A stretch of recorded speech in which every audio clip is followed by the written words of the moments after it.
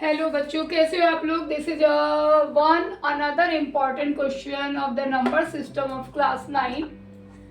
So how to solve this question. Very easy question मैंने लिया है। देखिए कैसे इसे सॉल्व करेंगे। 3 plus 2 to the power x, you have to find the value of x here, and 64 to the power half है। तो देखिए मैं यहाँ पे आपको ये समझाना चाहूँगी क्योंकि कुछ जो बेसिक लेवल में बच्चे रहते हैं उनको मतलब ज़्यादा प्रैक्टिस नहीं होती है उनके, तो उनको समझ नहीं आती कि हमने 64 को किस तरह से कन्वर्ट कर दिया आगे, और जिनकी प्रैक्टिस होती है मैथ में वो डायरेक्ट कर लेते हैं। तो आप ऐसे इसको प्राइम फैक्टराइज करते हो, अदरवाइज ये आपको लर्न होने चाहिए कि 2 to the power 6 हमारा 64 होता है। 2 4 एंड 2 को प्राइम फैक्टराइज किया तो यहाँ पे कितने आते हैं आपके 2 to the power 6 आते हैं। तो 2 to the power 6 आप लिखते हो, होल पावर 1/2 लिखते हो, एंड 27 इसी तरह से हमने प्राइम फैक्टराइज किया तो उसकी वैल्यू 3 to the power 3 आती है। अदरवाइज आप क्लास 9 में हो तो इतनी एक्सपेक्टेशन आपसे है कि आपको ये लर्न होनी चाहिए। आप डायरेक्टली 27 को देखते हुए 3 का क्यूबिक लिख सको, या 64 को 2 to the power 6 लाइक 128 होता तो आप 2 to the power 7 लिख सकते थे। बट जिन बच्चों को यहाँ पे प्रॉब्लम होती है कि किस तरह से ये किया गया है, उसके लिए मैंने ये किया।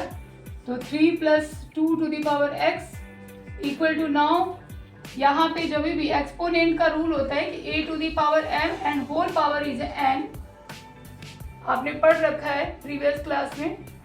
तो जब भी एक्सपोनेंट के रूल पे पावर के ऊपर पावर होता है उसे मल्टीप्लाई करते हैं। तो यहाँ पे भी हम 2 to the power 6 इंटू 1/2 लेंगे तो ये हमारा 3 हो जाता है, और प्लस इसको भी आपने सेम ऐसे किया 3 इंटू 1/3।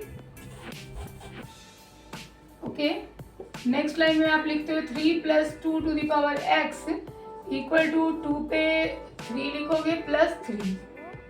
ओके, नाउ बहुत ही सिंपल है। अब नेक्स्ट स्टेप में हम इसे सॉल्व कर लेते हैं। ये आपका 8 plus 3 11, और ये -3 इस साइड से इस साइड चली गई, 8 हो जाता है हमारा। अगेन हमें इसका 8 को हम पावर में लिखेंगे, that is 2 to the power 3। Now इसके नेक्स्ट स्टेप में हमने पावर को सिंपली इक्वेट कर लेना है, equating the power, and we get a value x equal to 3. This is our answer. So hope this question is clear to all of you and understand in very easy method.